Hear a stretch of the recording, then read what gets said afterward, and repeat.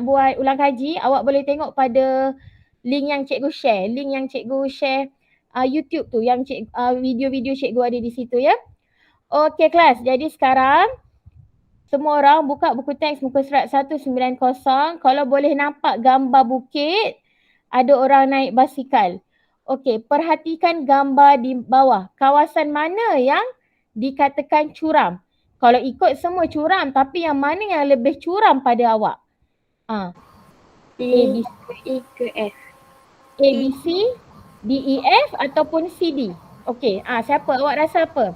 D, E, dengan D, E, F tu. D, E, F kan? Okey. Okey, seorang kata D, E, F. Okey, yang lain? D, E, F. D, E, F. Okey, lagi. D, E, F. D, E, F. Okey, yes, very good class. Okey, kalau kita tengok sekali pandang macam ni, okey, kita boleh nampak D, E, F sebenarnya dia lebih curam. Kalau kita tengok antara A, B, C dengan D, E, F tu kan, nampak macam sama tapi D, E, F dia punya garis ni kalau awak tengok dia lebih menegak lah. Dia lebih kepada ke arah menegak. Betul tak? Okey. Jadi D, E, F ni dia lebih curam. Kalau C, D ni dia sebenarnya landai. Dia landai. A, B, C pun kira curam juga. Tapi dia kalau tengok D, E, F dia lebih curam lah kan. Okey. Cikgu, kita belajar pasal kecurunan. Kenapa cikgu sebut pasal curam? Nanti cikgu terangkan. Kecuraman dan kecerunan ni dia saling berkait rapat ya. Okey, next kita tengok pula contoh muka surat 191. Contoh muka surat 191. Okey, awak boleh perhatikan rajah di sebelah ni pada buku teks awak tu ataupun pada Google Meet ni. Okey, bandingkan arah kecondongan dan kecuraman antara garis MN dengan KL. Okey, buat kesimpulan daripada kedua-dua rajah tersebut. Okey, yang pertama, orang lelaki ni dia naik tangga MN. Memang dia tangga tapi kita boleh nampak macam ada satu garisan, seolah-olah satu garisan. Okey. Kalau kita tengok tangga ni MN. Lepas tu, okey, dia punya rumus. Rumus pula. Dia ada dia punya sudut. Tangga MN, kita punya sudut. Okey, 30 darjah untuk naik ni. Kita bagi nama lah. Kita bagi nama Irfan. Bagi nama Irfan. Kawan kelas 2 UIAM tu kan. Okey, letak nama Irfan. Okey, lepas tu kita tengok. Sebelah ni pula ada orang perempuan. Kita letak nama siapa? Siapa kawan yang awak ingat ni? Saya tiba-tiba teringat siapa? Dia lah dia. Okey, dia. Okey, dia ni dia turun eskalator. Okey, KL ni pun membentuk satu garis lurus. Sudut dia 45 darjah. Jadi kita nak tengok yang mana yang lebih curam antara tangga ke eskalator. Awak rasa yang mana yang lebih curam kelas? Tangga MN ke eskalator KL? Tangga MN. Okey, ada yang kata tangga MN. Okey, ada yang kata? Yang lain? KL. KL, MN, KL. Okey, ada yang kata MN, ada yang kata KL kan. Okey, kalau awak rasa segan nak bercakap, boleh juga gunakan ruangan chat kita. Tapi tak payah rasa segan, cakap je macam biasa kan. Okey, sebenarnya kelas, okey dekat sini kita kena buat kesimpulan kan. Alright. Penyelesaian yang dibagi pada buku adalah garisan KL mempunyai kecondongan yang lebih tinggi. Garisan KL mempunyai kecondongan yang lebih tinggi berbanding dengan garisan MN. Maksudnya KL ni dia lebih curam. Okey, dia lebih curam, lebih condong lah. Samalah tu. Okey, jadi dekat sini kita simpulkan macam ni tau. Kecuraman berkait rapat dengan kecerunan. Semakin tinggi nilai sudut, semakin tinggi nilai kecerunan, lebih curam satu garisan. Okey, maksudnya macam ni kelas. Kita tengok antara sudut 30 darjah dengan sudut 45 darjah, yang mana yang mempunyai nilai sudut yang lebih besar? Yang 30 darjah ke yang 45 darjah? 45 darjah. Yes, 45 darjah. Jadi bermaksud bila sudut kita lebih besar, bermaksud kecerunan kita lebih tinggi. Kecerunan kita akan lebih tinggi. Bermaksud bila kecerunan tinggi, lebih curamlah kita punya garisan. Maksudnya kecerunan tinggi, kecuraman pun tinggi juga. Okey kelas, tengok cikgu lukis ni. Dekat PowerPoint cikgu. Okey, kalau sudut 30 darjah, dia sebenarnya macam landai sikit. Okey, andai katalah ini garisan AB. Garisan ini. Dia landai sikit. Bila sudut kita makin naik, contohlah ini garisan CD pula. Kita boleh nampak kita punya garis tu menaik lagi. Kalau saya ada sudut 70 darjah. Contohlah sudut 70 darjah. 70 darjah macam ni ke? 70 darjah lagi tinggi ni. Ini 60 darjah lah. Okey, kalau 70 darjah dia lagi tinggi macam ni. Jadi kita boleh nampak. Okey, andai kata 60 darjah ni EF. 70 darjah ni GH.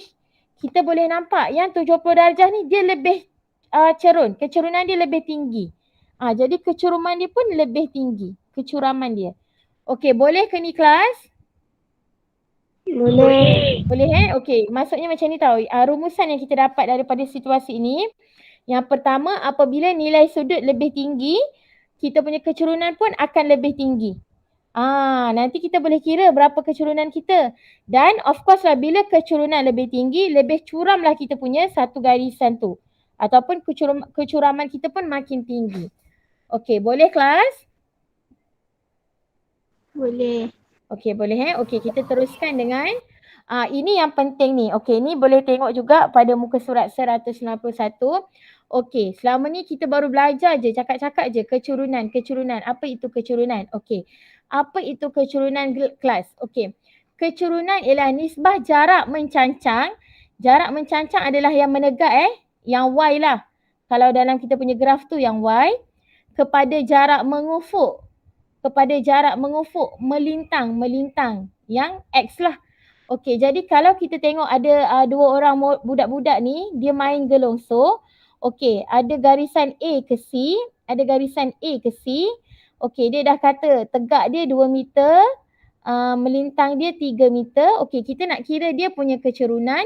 Kita ambil garis mengufuk, garis mencancang. Saya pun kadang keliru. Senang cerita ambil macam ni lah, garis menegak. Garis menegak apa?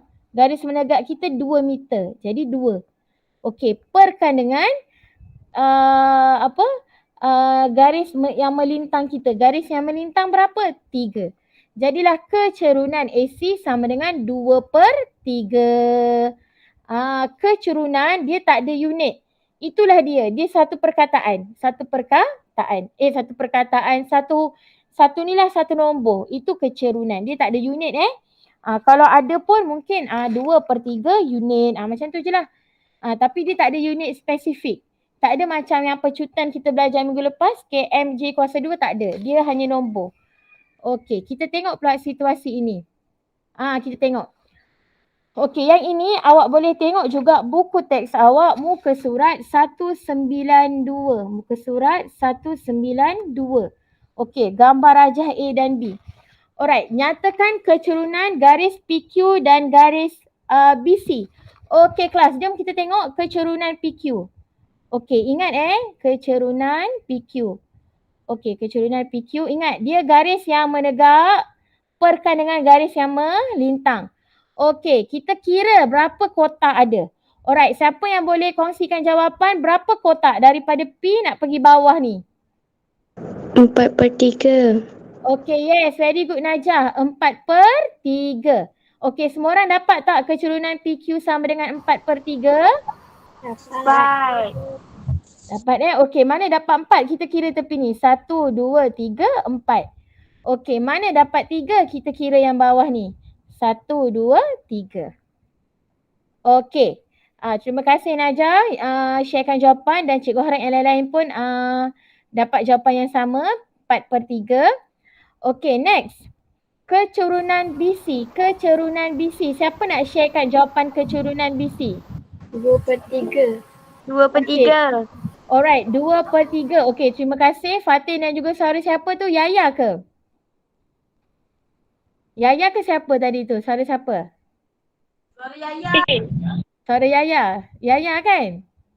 Okey, jadi 2/3. Okey, jom kita tengok. Betul ke 2/3? Alright. Yang menegak ada dua.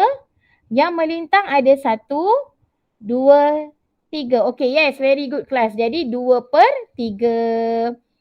Alright, jadi inilah kecerunan BC. Okay, dah faham dah kecerunan ni macam mana nak kira? Faham. Okay, faham. Alhamdulillah. Okay, next. Ini yang saya kata. Hari ni kita nak belajar 3 rumus kecerunan. Okay. Rumus 1 adalah sama macam yang kita buat tadi. Yang mana kalau dia bagi ada gambar. Sebab tu cikgu cakap. Rumus 1 ni kalau ada gambar. Kalau ada gambar, awak boleh terus tahu kecerunan tu adalah yang menegak bahagikan dengan yang melintang. Alright. Kalau ada gambar, kita guna ini. Kecerunan M sama dengan jarak mencancang bahagi jarak mengufuk.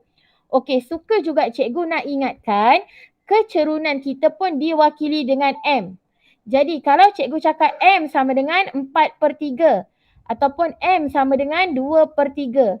M ni membawa maksud kecerunan. Okey, ya kelas ya? Okey, kita tengok pula rumus yang kedua. Okey, rumus-rumus ni sebenarnya awak boleh tengok pada buku teks awak. Muka surat 193 muka surat 193. Okey, muka surat 193. Okey kelas, rumus yang kedua digunakan apabila ada rumus, ada koordinat. Silap saya ni. Digunakan apabila ada koordinat. Dia tak cakap, dia tak ada gambar, dia tak ada apa tau. Dia bagi koordinat je. Contoh dia kata, carikan kecerunan untuk titik A dan B. Okey, contohlah dia bagi titik A ni 1, 3. Titik B dia bagi 4, 7. Dia bagi koordinat sahaja. Kita gunakan rumus yang kedua. Okey, apa rumus dia? Y2 tolak Y1 bahagi X2 tolak X1. Okey, macam biasa, macam koordinat kita buat. Kita kena kita kena cakap lah. Okey, yang pertama ni titik pertama X1 Y1. Titik kedua X2 Y2. Lepas tu masukkanlah sahaja dalam rumus. Okey, dan yang ketiga apabila ada pintasan. Pintasan ni macam mana tahu? Okey, kalau awak tengok pintasan ni kalau kita ada satah kartes, satah kartes, garis kita melalui satah kartes tu dia macam seolah-olah memotong kita punya satah kartes. Dia memotong kita punya satah kartes. Bahagian sini akan jadi XO. XO ni maksudnya 3, 0. Yang sini pula OY. Contohnya 0, 4. Yang ni kita tengok nantilah biar awak tak keliru. Okey. Kita teruskan. Boleh ya kelas? Boleh. Boleh cikgu. Okey, boleh. Okey, jadi kita nak tengok contoh rumus kecerunan 1. Yang pertama tadi. Okey, carikan kecerunan garis lurus AB, CD dan PQ. Okey, kita tengok yang pertama. AB. Okey, bila AB, kita nak cari AB, alright, yang ini kita kena jadikan dia segitiga dulu. Lepas tu kita kira berapa kecerunan dia.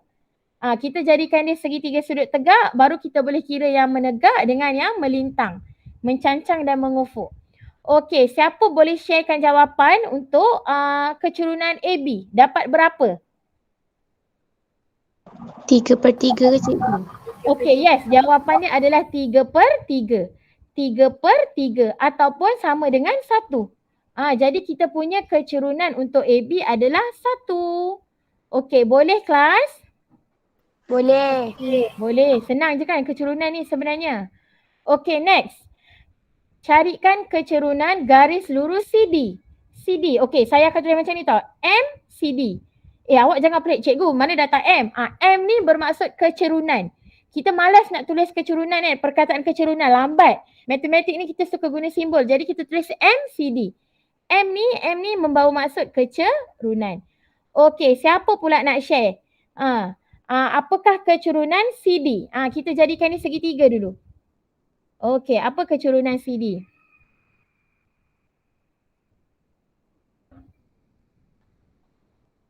Okey, ada yang nak share? Ataupun cikgu sebut je nama? Cikgu 8/1 ke? Okey, 8/1 ke? Okey, 8/1. Kita tengok sama-sama. 8/1 kira. 1, 2, 4, 5, 6, 7, 8. Oh ya, awak boleh tengok gambar rajah ni pada buku teks awak, muka surat. Ni kita kena jam sikit sebab cikgu ambil soalan daripada belakang. Okey, bagi yang tak berapa nak nampak nak kira, muka surat 200. Muka surat 200, bawah tu ada gambar ini. Okey, muka surat 200, bawah tu ada gambar ini. Alright, jadi kecerunan kita adalah, kecerunan CD kita adalah 8/1 ataupun sama dengan berapa? Sama dengan 8. Kita jadikan dia satu nombor lah kalau boleh. Alright. Okey, boleh ke ni kelas? Boleh. Okey, betul lah tu. CD 8/1. Okey, very good Irina. Dan yang lain-lain pun cikgu rasa awak dapat jawapan juga.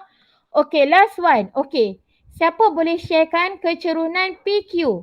PQ. Nanti kalau tak ada yang nak share, cikgu sebut nama. Okey, PQ. Tengok buku teks awak muka surat 200. Gambar ni pada muka surat 200. Okey. Siapa nak share? 6/4. Okey, 6/4. Yes, very good. Itulah jawapan dia. 6/4. Okey, kalau boleh dikecilkan, kita kecilkan lagi. Okey, 6/4 ni sama juga dengan berapa? 3/2. Yes, 3/2. Okey, sebenarnya kecerunan juga awak letak dalam 3/2 pun betul. Kalau awak jadikan dia perpuluhan pun betul. 1.5 pun sama, tapi selalunya kita letak dalam bentuk pecahan. Okey, boleh ke ni kelas? Boleh. Okey, boleh. Okey, sekarang kita tengok kita bandingkan. Okey, kecerunan AB 1, kecerunan CD 8, kecerunan PQ 1.5. Kalau kita tengok antara AB, CD dan PQ dari nilai sahaja 1, 8 dan 1.5. Yang mana yang lebih yang mana kecerunan kita lebih tinggi? CD. Betul tak CD? Dan kalau kita tengok gambar pun kita boleh terus tahu CD tu memang yang kecerunan paling tinggi. Sebab dia macam ni, dia dah nak menghampiri garis lurus. Dia dah macam nak jadi lurus dah.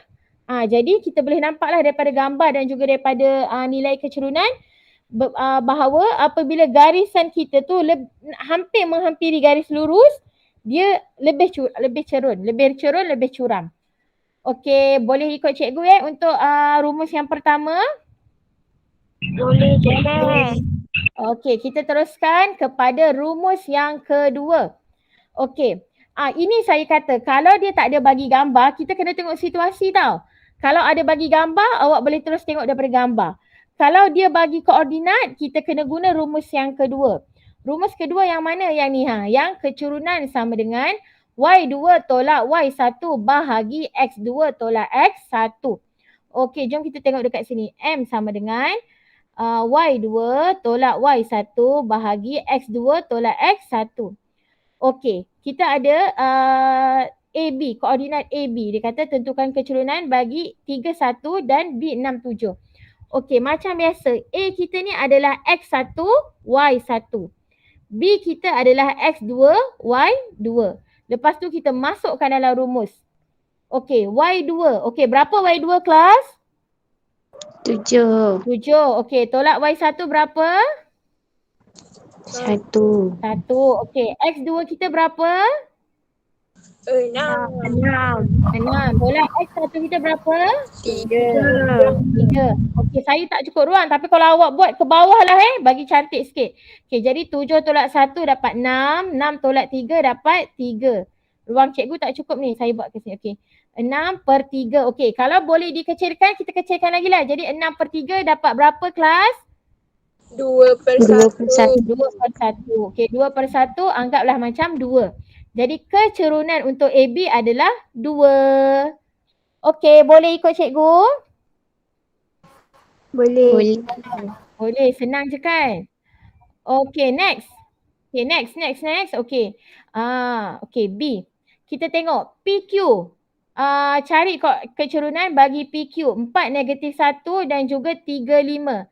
4, -1 dan juga 3, 5. Alright, jadi kita masukkan dalam rumus kecerunan. Awak boleh letak je M. M sama dengan Y2 tolak Y1. Cikgu akan terus tahu dalam matematik M memang membawa maksud kecerunan. Okey, yang ni saya tak nak letak mana X1, Y1, mana X2, Y2. Okey, cuma kita anggaplah ni titik yang pertama, ini titik yang kedua. Okey, jadi Y2 kita berapa kelas? 5. Yes, 5.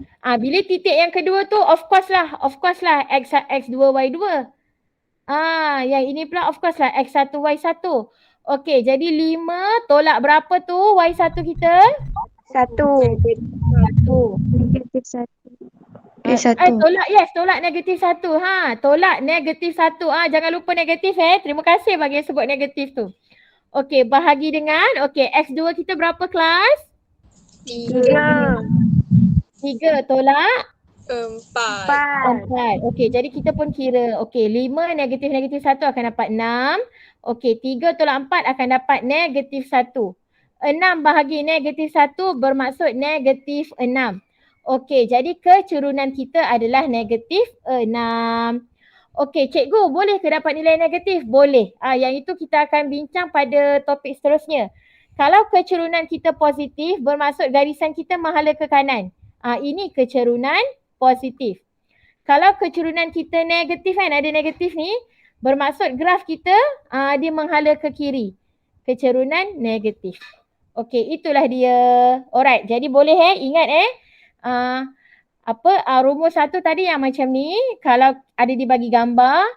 Rumus yang kedua macam ni kalau dibagi koordinat, dan sekarang kita nak masuk rumus yang ketiga.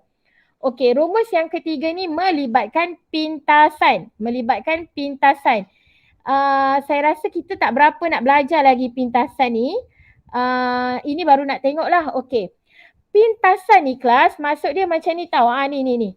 Okey, awak tengok gambar rajah A ni Okey, kalau awak nak lebih jelas, awak boleh tengok juga buku teks awak, muka surat 194 contoh 5. Surat 194 contoh 5. Alright. Dia kata macam ni tau. Okey, ni. Ini ni negatif 8 ni bermaksud pintasan Y. Pintasan Y. Kenapa pintasan Y? Sebab dia memotong garisan pada satah Y. Lepas tu yang bawah ni pula negatif 5 ni dia adalah pintasan apa kelas? Kalau atas dah pintasan Y, bawah pintasan apa? X. Pintasan X. Sebab dia memotong garisan kita pada X. Alright. Jadi rumus kecurunan yang melibatkan pintasan, awak kena tengok betul-betul dia ada negatif. Jadi negatif pintasan Y per dengan pintasan X. Jangan lupa dia punya tanda negatif ni. Okey.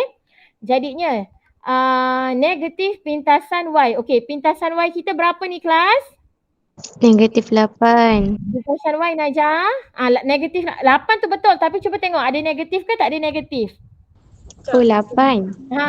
Okey, ada macam ni. Cikgu tahu awak keliru. Okey, kita buat macam ni. Okey, dekat rumus kita letak negatif siap-siap.